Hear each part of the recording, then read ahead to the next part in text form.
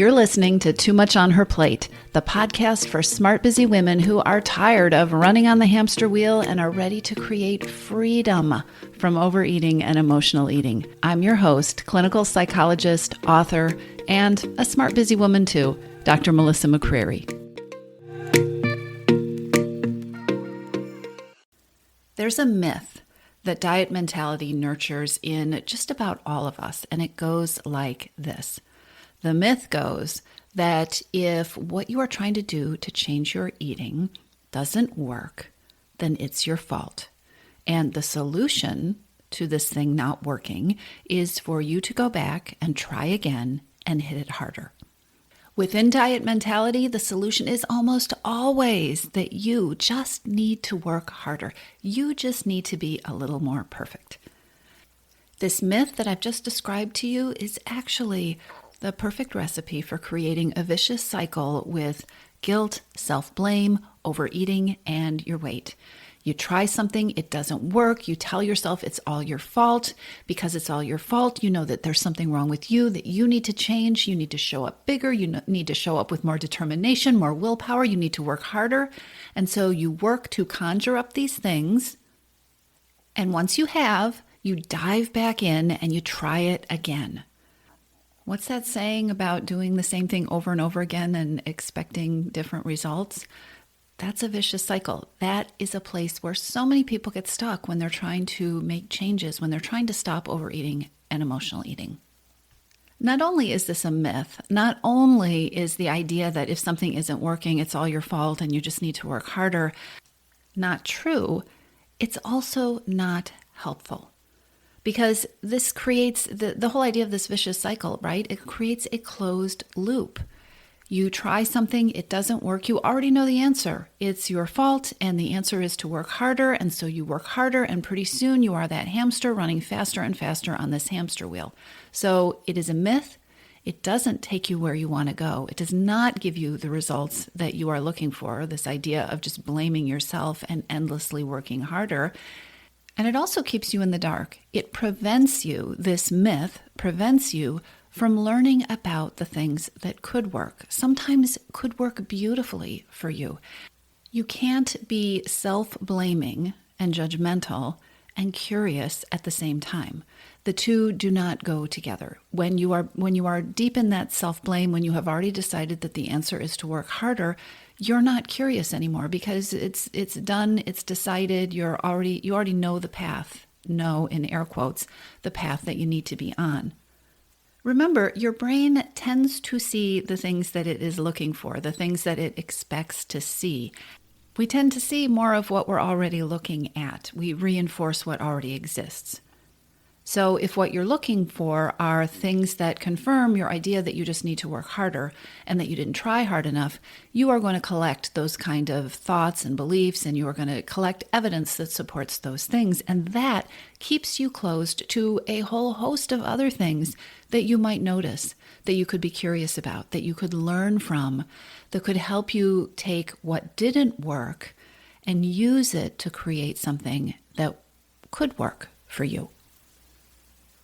Now, it's one thing to talk about a concept. It's one thing to talk about, well, just be curious, ask yourself questions, learn from what didn't work. It sounds really good.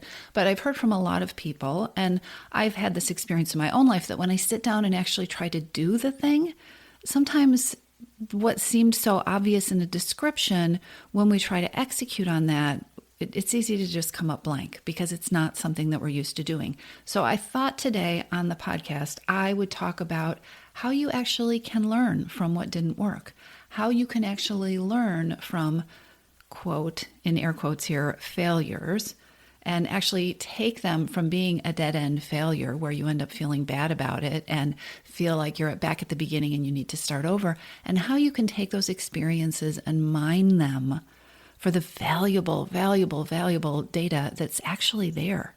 There's so much to learn when something doesn't go well. So let's talk about how you do the courageous work of examining what hasn't worked in the past. And this could be a pattern that you have in your life. Maybe it feels like nothing has ever worked. Maybe it feels like you have been trying and trying and trying, and you're not getting where you want to go with food and eating and your weight and all that, tangled up ball of stuff. Or maybe you're somebody who had the experience recently. Maybe you tried something yesterday. Maybe you put a plan in place at the beginning of the month and you feel like you have fallen off track. This is a place, these are all opportunities where you can learn from what didn't work or what doesn't feel like it's working. Today, I want to talk very specifically about how you can take an experience of trying to change your eating or trying to not overeat or not give in to emotional eating. That's how we often think about it. How you can take an experience that didn't work and the actual steps that you can take to start transforming what may feel like a failure now into material that you can use and grow into a path toward making changes that actually fits you better and that has a much higher chance of working.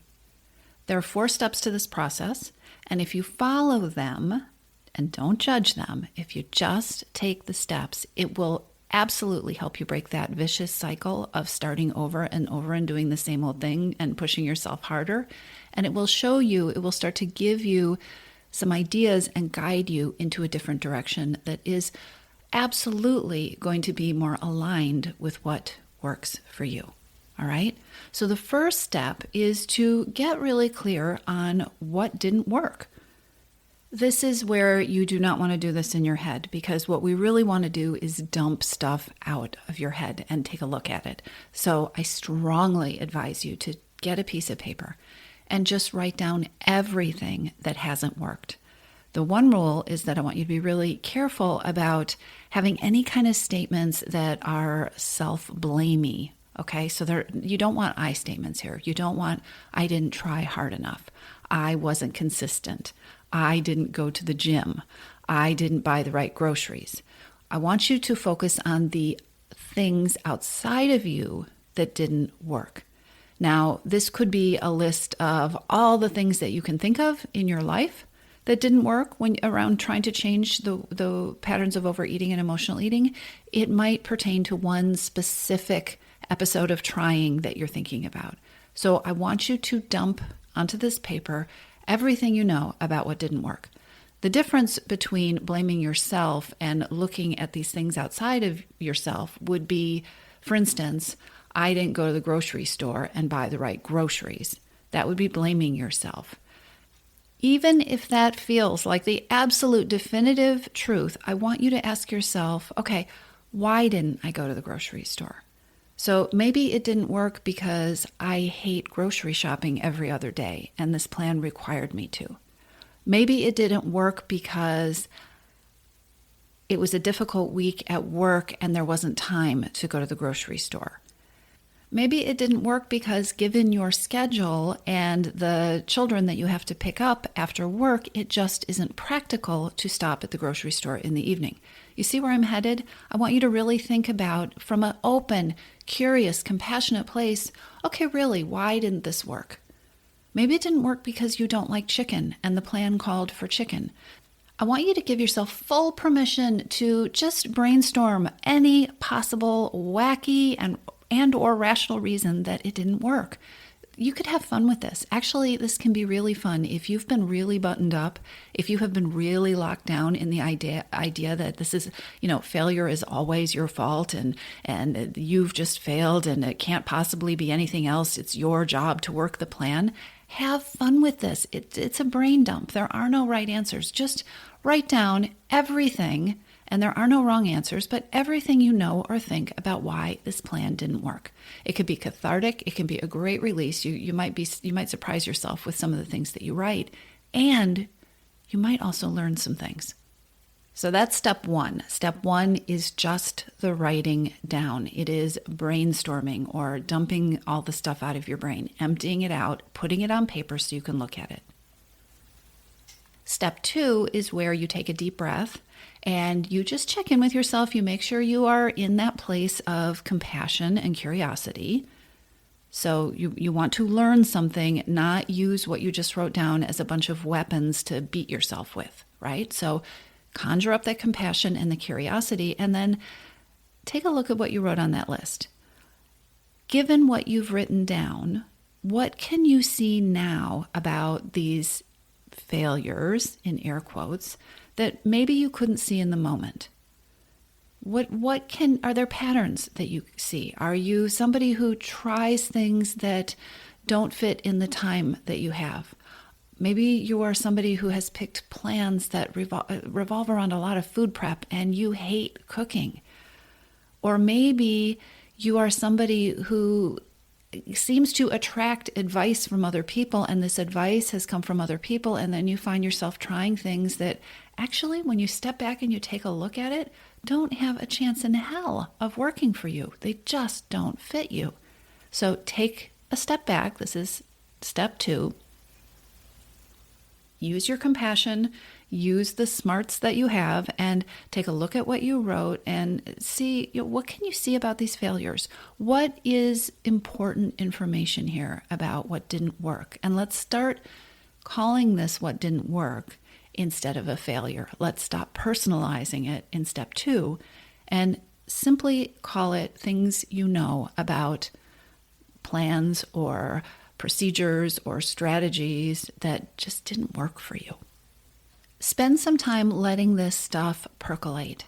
Maybe go for a walk or read through the list and leave it alone for half a day or something like that. But give yourself some time to stew with this stuff in that place of compassion. And when you have, I want you to write something down again. This time I want you to write down a list of learnings, what I have learned from what didn't work. For this list, you may or may not have I statements.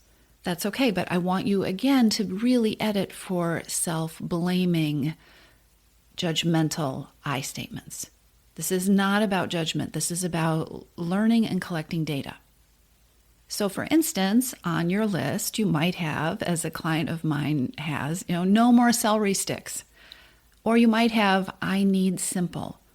Or maybe you'll write down, I need a plan that allows for the travel that I'm doing all the time, that allows me to eat in airports.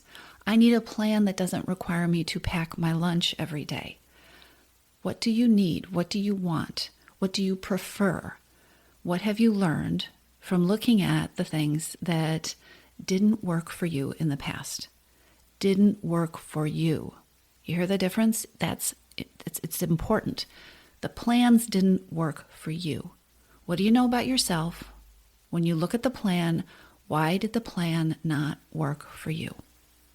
Now, I gave you some examples of taking a look at that information and making some statements about what you might discover that you do need that you didn't have. That might happen. Or you may look at the things that didn't work out and it may start out as a more negative list, right? I can't do this. I can't do that. I hate that. I don't want a plan that has a cheat day. I don't want a plan that is too rigid. I don't want to count points, right? You might have a list of all the things you don't want. That is okay. You know how we learn what we do like? Oftentimes by weeding out the stuff that is not a fit for us. You know, it is much easier for our brain to discover the negative stuff. So do not be alarmed. Do not feel negative. Do not judge yourself. Remember, this is compassion and curiosity. Don't get upset if what you find yourself writing is a bunch of I don't wants. That's perfectly okay. And in fact, it can be really, really helpful. There's one more thing I want to say about this step. If you have been listening to this podcast or following me for a while, this will not be the first time that you hear me say that we always eat and overeat for a reason. There is always a reason that you are eating, even if it's in a way that you don't want to be eating. And just because you aren't hungry does not mean there isn't something going on that is giving food that power in that moment in your life. So as you look at the things that didn't work for you in the past, sometimes it's strategic things that didn't work for you. Sometimes it is the actual makeup of the plan that you were trying to use. But I also want you to think about what might have been missing from that plan, because sometimes quite often, actually, a plan to change your eating didn't work because it didn't address your real life situation. It didn't address your hidden hungers. It didn't address the fact that you were sleep deprived, and it didn't give you an opportunity to get more rest, right? Be curious about what it was that you were trying to do and how it might not have given you what you needed. Maybe it didn't address some things that you needed. It didn't take into account the reasons that you were overeating. Don't get caught up in having to know how you will get those things. That's not what this step is about. This step is simply about noticing why something didn't work for you, why it was not a fit. Okay, take a deep breath, because step 3 is kind of a big one, and it's so important. Take another deep breath, all right? This is the place where you get honest with yourself. You ask yourself, is there anything that you want to or need to forgive yourself for? Is there anything you need to let yourself off the hook for? Is there anything you need to let go of? Is there any emotional weight, guilt, or shame, or frustration with yourself about eating, or about what you've been telling yourself you should do, or you have to do, or you need to do related to your eating that you just need to put down, that you just need to stop carrying? Are there things that you are telling yourself that might be contributing to making things harder? Guilt or shame or frustration with yourself will always make things harder. So this is the place to look at the things that you're telling yourself that are leading to those feelings of guilt or shame or frustration. What are the thoughts that you have? What are the beliefs that you have? They often have the word should in them, and they are often reinforced by repeating them over and over and over to yourself, and maybe even having names that you call yourself related to those things inside your head, right? So this is the time to look for those things and get compassionate and honest about, these are more things that I need to put down. These things are not helping me.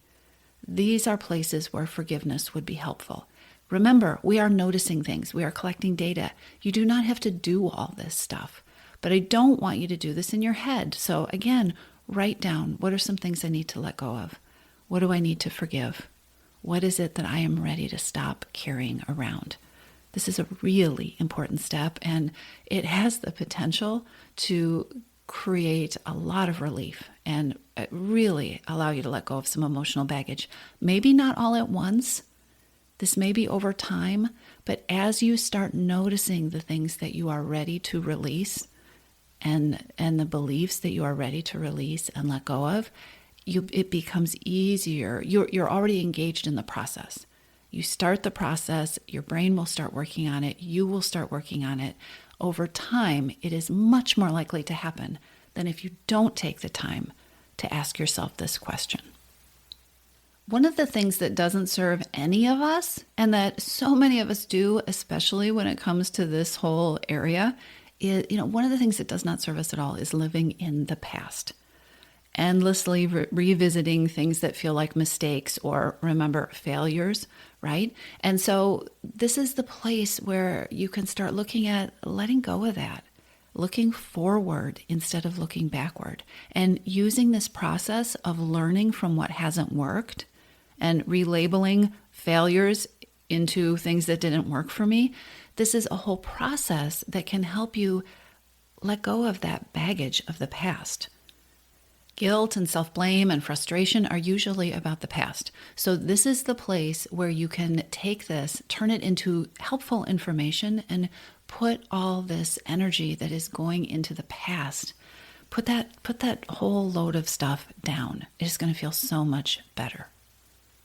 Okay, so step 1 was making a list, not in your head, of what didn't work.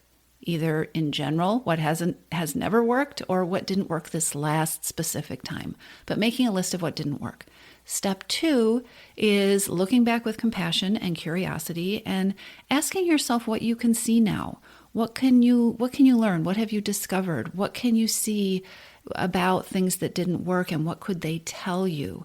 Maybe some things that you can see now that you weren't able to see in the moment, perhaps because your judgment was clouded by guilt and self-blame and that myth that it was all your fault and you just needed to work harder and somehow have more motivation and energy, right? Okay, and then step 3 is taking a look at what you need to put down. What do you need to let go of? What are you ready to move on from, even if you're not exactly sure how to do it? And then step 4 that's the fun part.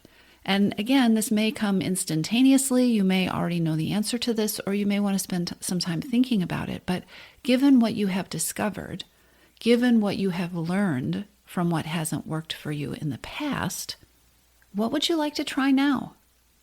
Listen to the words. What would you like to try now? What sounds like a good idea? What sounds like it might be interesting? What sounds like it might work better? Avoid the use of should here. If it starts with, well, I should do this, and your energy does just what my voice did, that's probably not your next move, okay? But what would you like to try? What would you like to experiment with? What would you like to play with? This is not a place for perfectionism. This is not a place for, oh, I see now that I always have to. It's not a place for forever decisions. Take what you learned and then pick a thing or two. Make it doable. Don't make it overwhelming and all-encompassing. But what is something you would like to play with?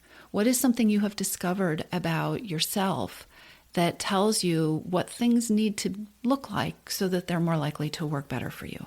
Maybe you need more structure. Maybe you need less structure. Maybe you need some morning time to plan out your day.